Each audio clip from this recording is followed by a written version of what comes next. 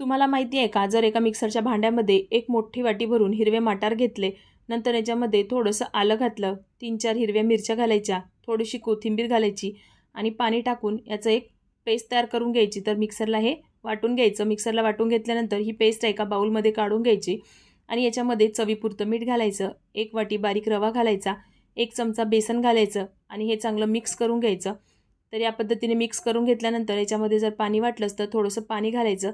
तर ज्या मिक्सरच्या भांड्यामध्ये हे बॅटर केलं होतं त्याच्यामध्ये फिरवून थोडंसं पाणी घातलं आहे.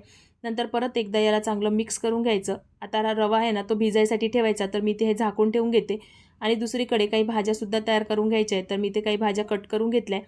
तर यामध्ये किसलेला बीटरूट घेतला आहे, शिमला मिरची घेतली आहे बारीक कट करून, टोमॅटो बारीक कट करून घेतलेला आहे, सोबतच बारीक चिरलेला कांदा घेतलेला आहे, थोडंसं पिझ्झा सीझनिंग घालून घ्यायचं, थोडंसं मीठ घालून घ्यायचं आणि आता हे मिक्स करून घ्यायचं. तर ज्याही भाज्या तुम्हाला याच्यामध्ये ॲड करायच्या असेल ना, त्या ॲड करू शकता आणि याच्यामध्ये काही मसाले देखील तुम्ही ॲड करू शकता. जसं चिली फ्लेक्स वगैरे घालायचं असेल ना, ते देखील घालू शकता. तर आता लहान मुलांसाठी बनवते म्हणून मी ते चिली फ्लेक्स नाही घातलं आहे. आता आपलं हे बॅटरसुद्धा तयार झालं आहे. तर आता हे सँडविच मेकर घेतलं आहे, याच्यामध्ये खाली बटर लावून घ्यायचं.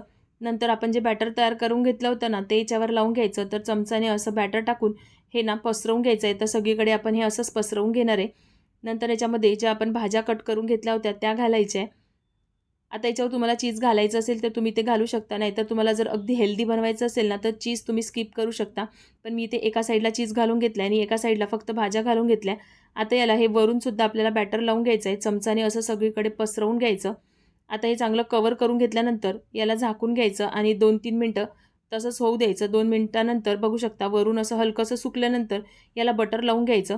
तर चांगलं बटर लावून घेतल्यानंतर याला चांगलं क्रिस्पी होईपर्यंत परत शेकून घ्यायचं आहे. तर मस्त असा हा आपला क्रिस्पी नाश्ता तयार होतो आणि अगदी हेल्दी नाश्ता आहे. तुम्ही एकदा नक्कीच ट्राय करून बघा. याची चव देखील अप्रतिम लागते. तर हा नाश्ता तुम्ही मुलांच्या टिफिनवर देखील देऊ शकता. तर जसं आता सँडविच कट करतो ना, तसंच मी ते कट करून घेतलं आहे. तर बघा रंग बघा किती मस्त आलेला आहे. हा नाश्ता तुम्ही मुलांच्या टिफिनवर देखील देऊ शकता. व्हिडिओ आवडला असेल ना, तर व्हिडिओला लाईक करा. चला तर मग बाय बाय.